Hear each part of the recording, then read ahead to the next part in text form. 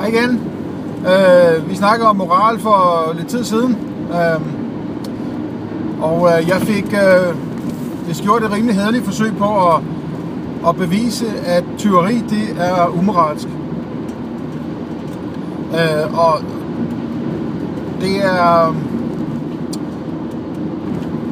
det er et forsøg på at lave et logisk, altså bare et rent down to earth logisk argumentation for, hvorfor tyveri er umoralsk. Og for at resumere det, så er tanken jo, eller ideen jo, at tage fat i noget, der allerede eksisterer. Jeg har ikke opfundet den moralske regel, der siger, at man må ikke stjæle, eller tyveri er umoralsk. Det har været der, så at sige, hele tiden i hvert fald. Og samtidig er der en del af, skal vi sige, samfundet, for hvem det er moralsk at stjæle. Og det er hermed snakker jeg om staten. Jeg justerer lige kameraet lidt her, sådan. Og jeg har tidligere argumenteret for, at en moralsk regel er nødvendigvis nødt til at være universel. Altså fuldstændig, komplet universel. For ellers så giver det ikke mening at snakke om det som en moralsk regel, fordi en moralsk regel må gælde for alle mennesker.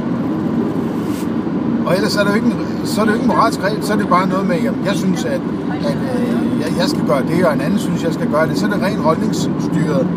Så er vi ude i demokrati, hvor man ligesom dem, der er flest af, der synes noget, de har ret. Og det har ikke noget med filosofi at gøre. Intet som helst.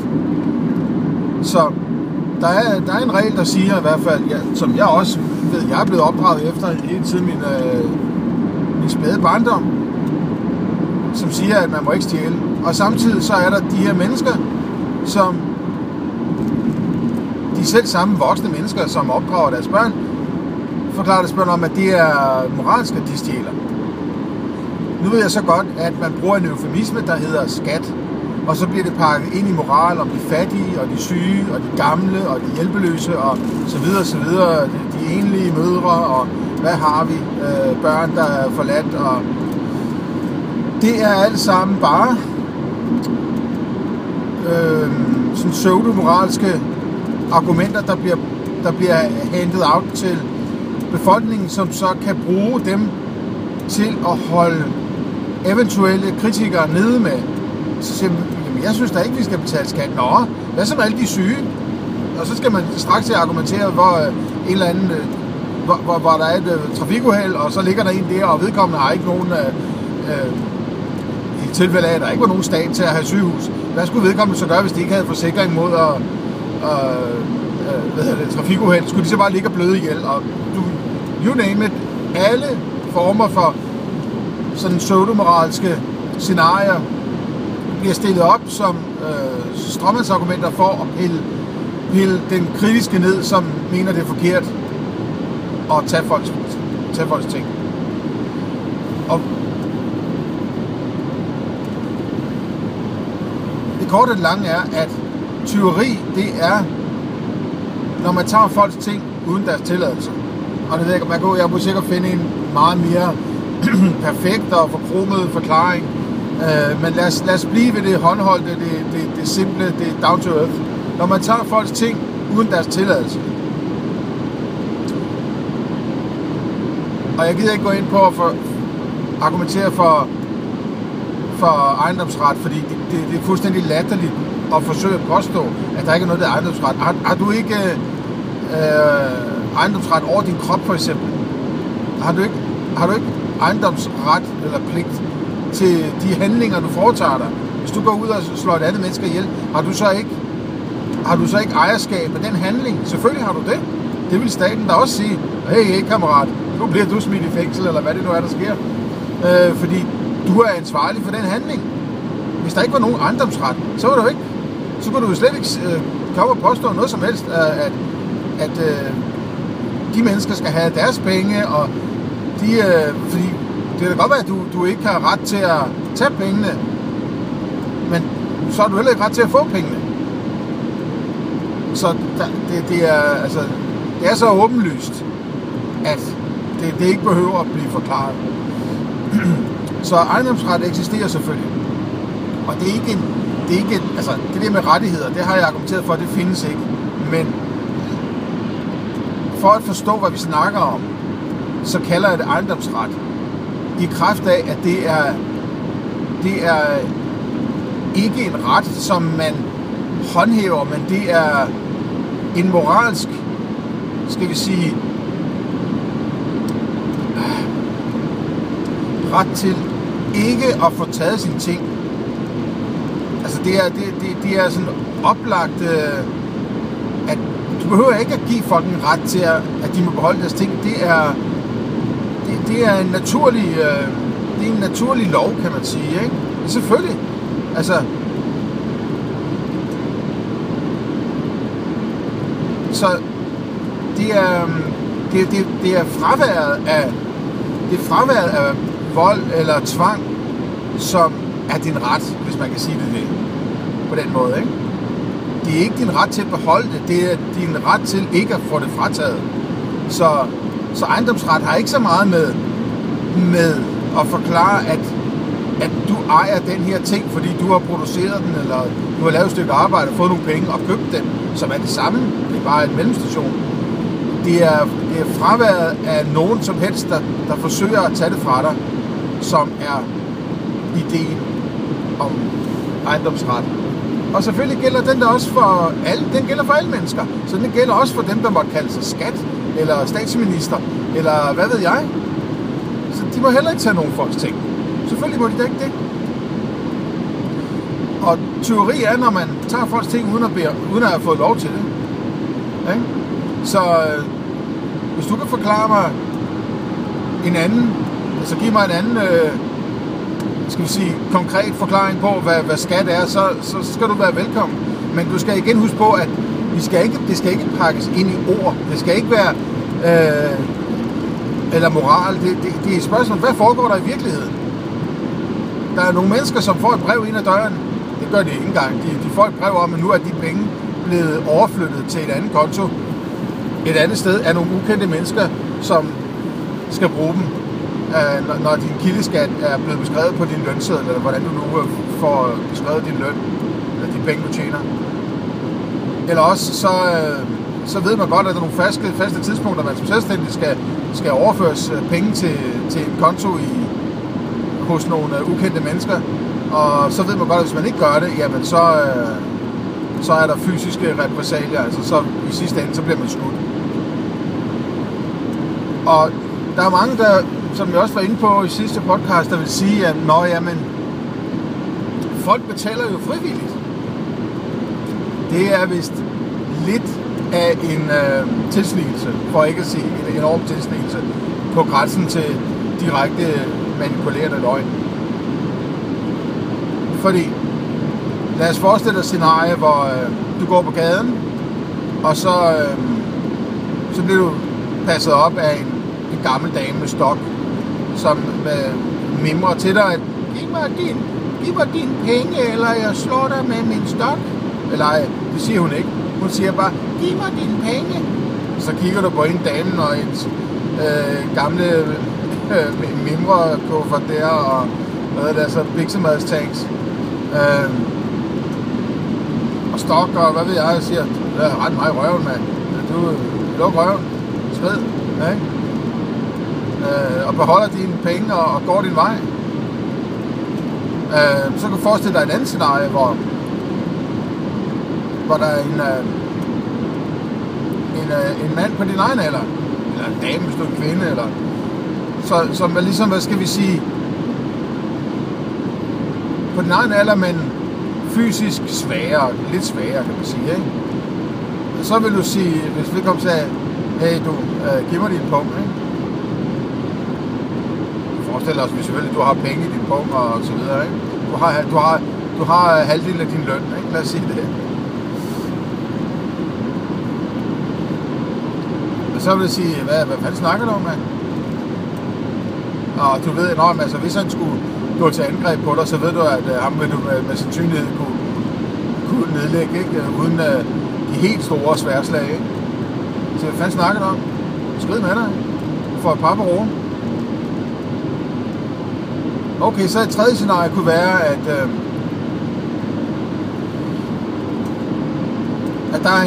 der er nogle, måske er det en bande af nogle lidt yngre mænd eller piger, men der er en 6-7 stykker af dem. Men det er kun den ene af dem, der kommer hen til dig. Hey, du stik mig lige den punkt, ikke? Men du kan se ligesom lidt nede på hjørnet, der står en helt flok, som de har måske det samme pandebånd på, eller du er godt klar over, at de hører sammen, eller du har set dem sammen tidligere, eller du ved godt, det er sådan lidt en bande, okay?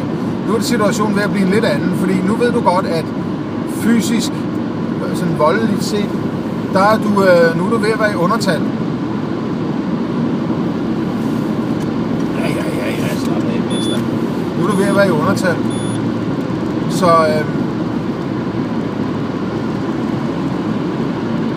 Så nu skal du til at gøre op med dig selv, om er det svært værd at sige, fiser du ind sammen med de små legekammerater der, og så snakker vi ikke mere om det. For du ved godt, der er jo ikke nogen forsikring på det, er jo ikke sådan, så du kan få pengene tilbage igen. Altså, sådan er det. Der er jo ikke nogen forsikring mod staten, vel? Så det er ikke sådan, når staten tager de penge, så kommer der et forsikringsfirma ind og siger, prøv at høre, nu dækker vi dit tab.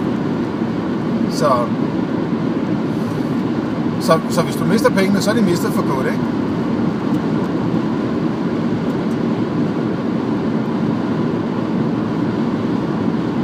Så du overvejer et kort øjeblik. Nogen vil sige, okay, tag mit punkt, og så er det det. Jeg skal ikke risikere at få... Det kan være, de har knive, og hvad ved jeg, men det kan godt være, at jeg ikke kan se det, men du ved godt, hvis det eskalerer, så er der måske flere venner, og de ringer til den på en livline eller et eller andet, ikke? Og nogen vil måske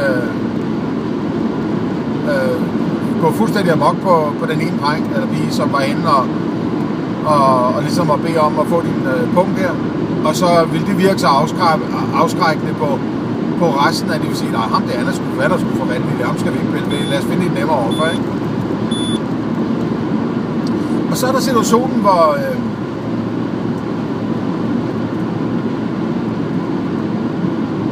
hvor der er den her bande, sådan en ekstremt succesfuld, hvad skal vi sige, motorcykelbande, rocker, eller lad os kalde det rocker, jo, lad os bare sige det, rygmærker og store, stærke mænd, helt vilde og bevæbnede og sådan noget.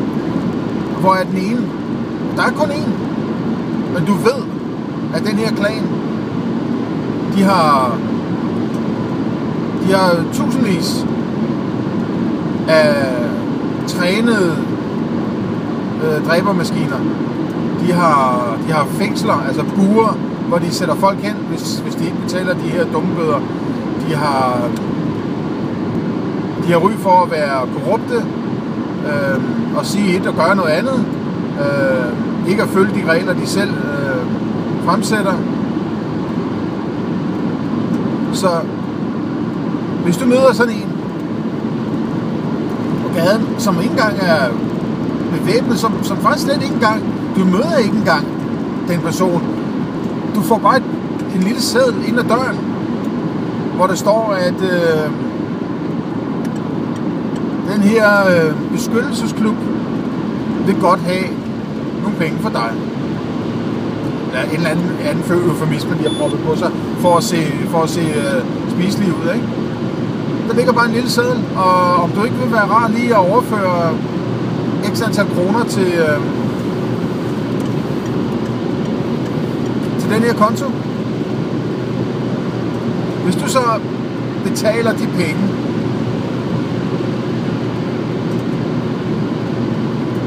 gør du det så frivilligt?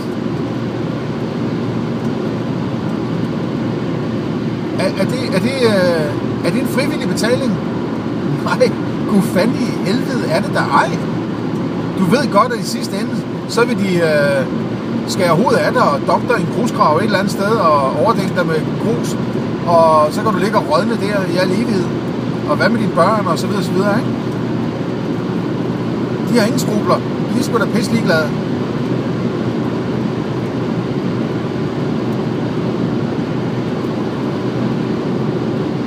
Det der er det hykleriske, og det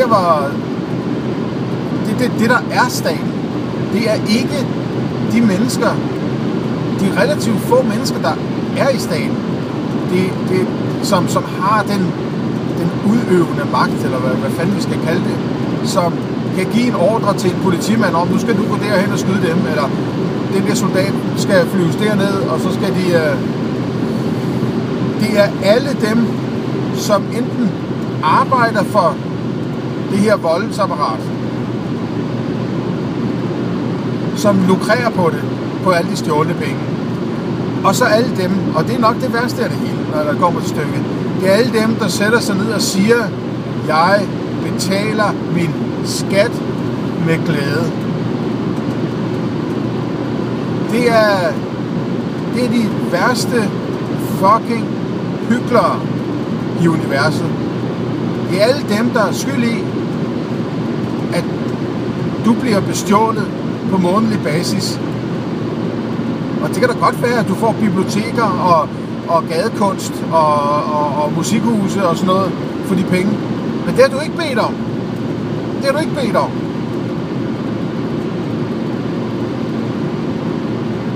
Og det er bullshit. Du betaler ikke din skat med glæde. Men du tør ikke face kritikken fra dine medmennesker, fra din nærmeste omkreds, fra din familie og fra dine kollegaer osv. Du tør ikke face reality. Du går med på løgnen for at, for at tækkes kulturen. Og det er det, der er staten i mine øjne. Det er dem, den enorme flertal af mennesker, der lader som om og argumenterer for, at det er moralsk. Fordi de ved godt, at konsekvensen er, at de skal sige højt til hver Gud og hver mand, inklusive deres børn, at det bare er simpelt tyveri. Det er bare simpelt tyveri.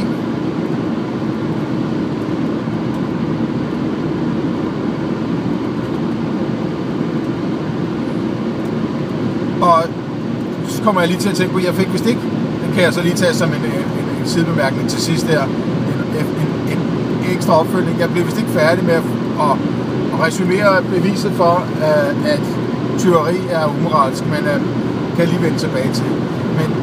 Og jeg er også snart færdig. Det er alle dine medmennesker, det er alle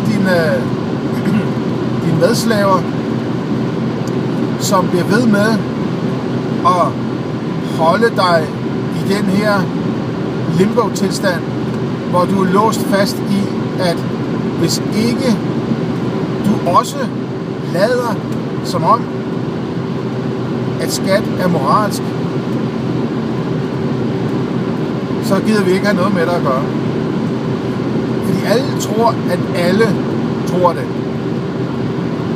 Selvom de godt ved, det er forkert. Så sandhed er blevet det største tabu overhovedet. At kunne sige sandheden. At sige sandheden er, selvom den er så åbenlyst, alle ved det, men ingen kan tåle at høre sandheden. Eller ingen vil høre sandheden, fordi de risikerer, at de selv skal stå på mål for den.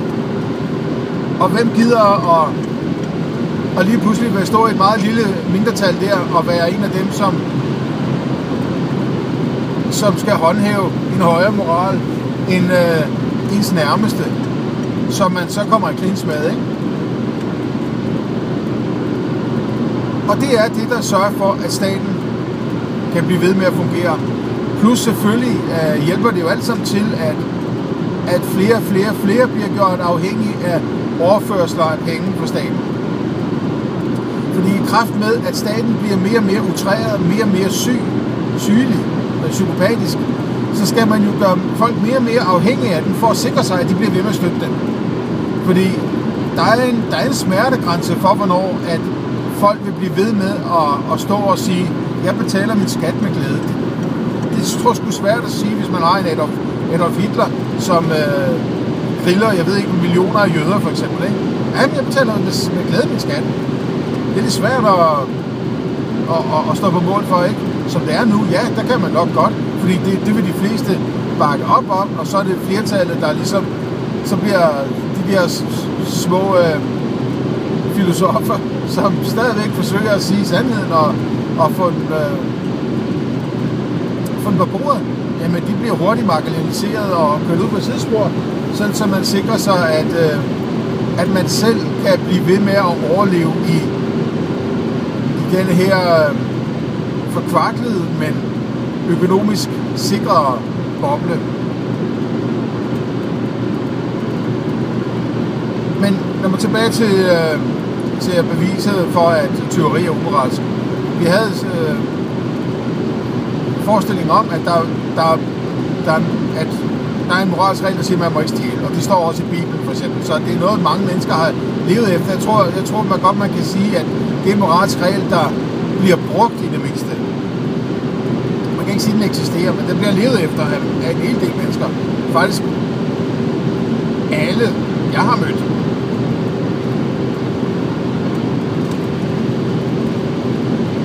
Og så er der samtidig nogen, som bliver i hvert fald på papiret betragtet som, at det er moralsk, at de må stjæle.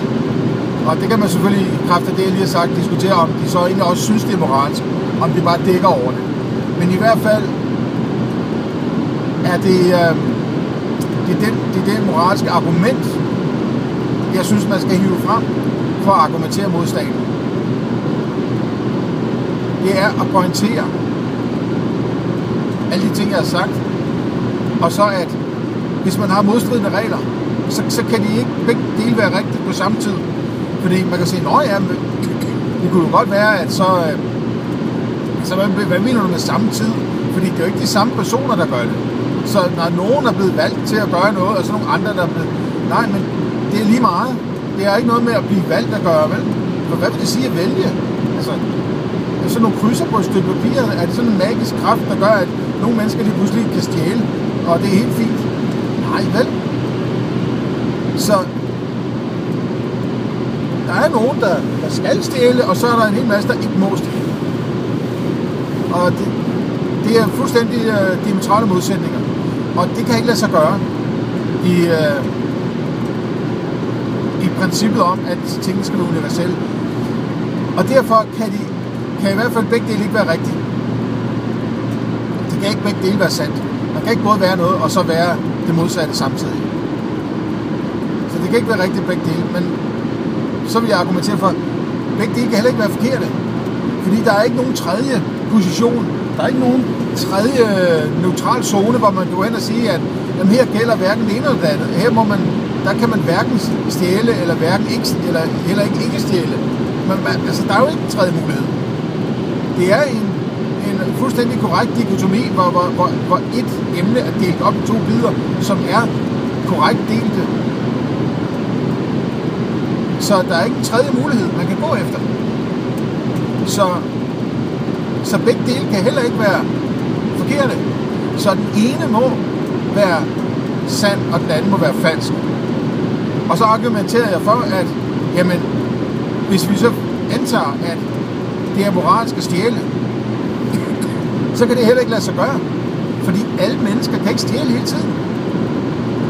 Fordi hvis noget er en universel regel, jamen så gælder det for alle hele tiden, altid.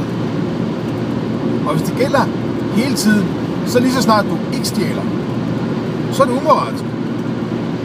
Det er ikke sådan, at jeg skal bare stjæle 10 minutter hver formiddag, og så er den regel, nej, du skal stjæle hele tiden.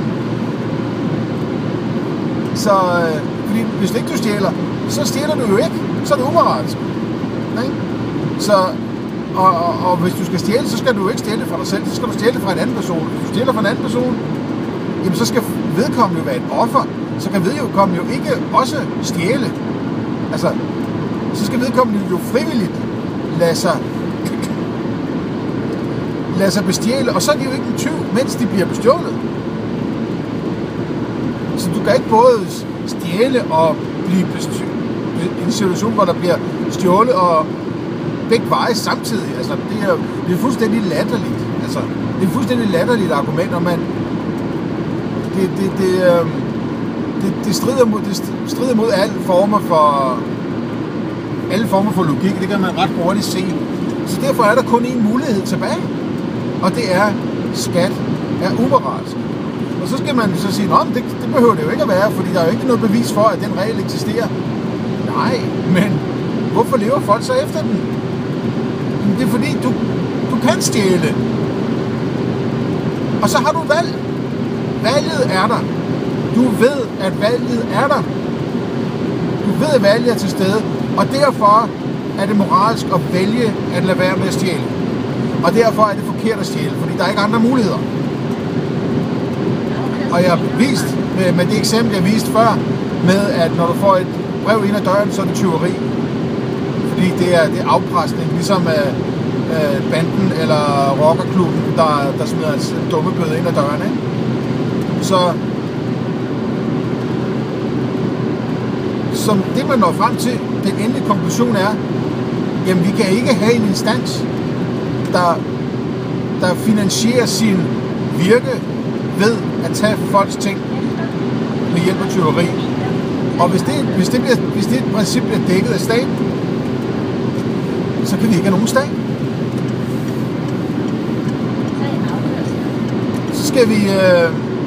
Så skal staten afskaffes, fordi det strider mod de moralske regler, vi gerne vil leve efter. Så det er min lille beskedne argumentation for, hvorfor anarki er den korrekte måde at leve på. Ingen hersker betyder det, men det bunder jo også i, at en hersker kan jo ikke herske uden at få fat i dine penge. Så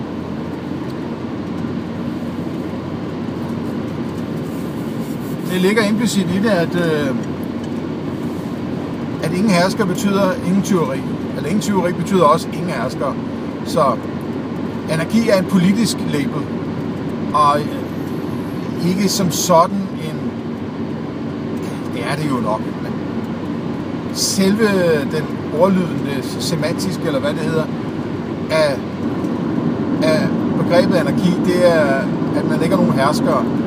Så, og det er ligesom en konsekvens af den moralske leveregel. Den moralske leveregel, der ligesom er fundamentet i, hvordan man skal opføre sig i verden.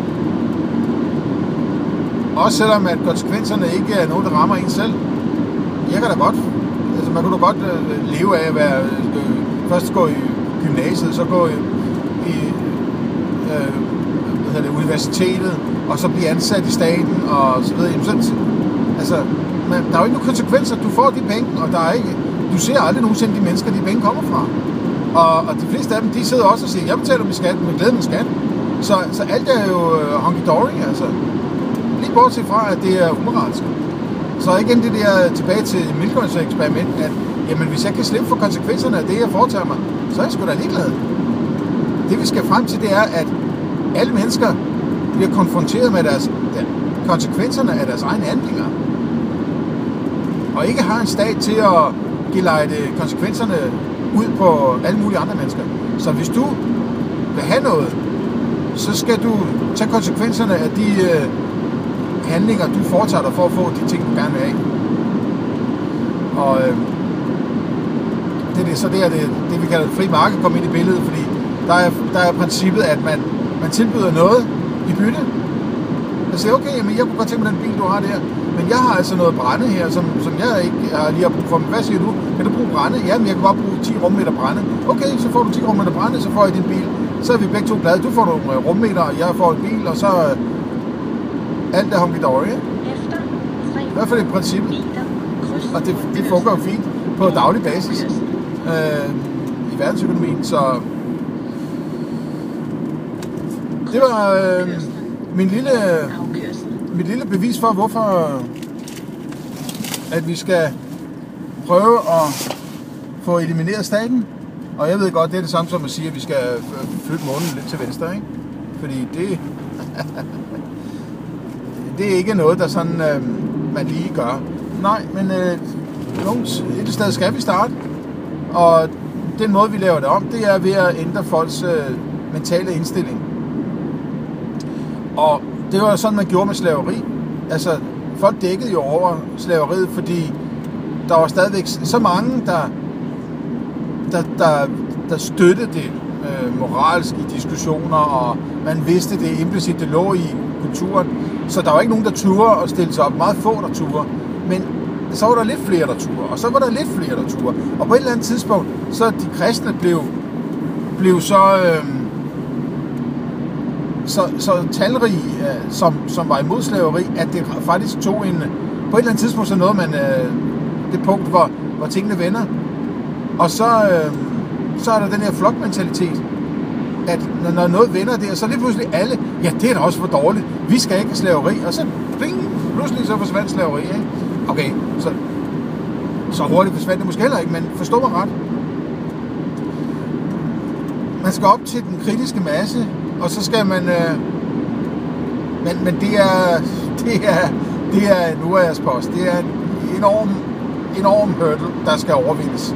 Altså, det er som at flytte Mount Everest. Det er det virkelig. Men om ikke andet, så er der en hård kerne af anarkister, også i Danmark.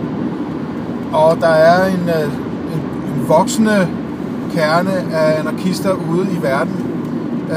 Primært i USA, men også i alle mulige andre lande i sådan den vestlige verden, som er godt og grundigt træt af, hvordan tingene foregår, og prøver at se, om ikke vi måske kunne finde en anden løsning, eller gå og true en anden med våben for at få fat i en anden ting. Så det var alt herfra. Så håber jeg ser dig igen, og håber det var interessant. Så have en god dag.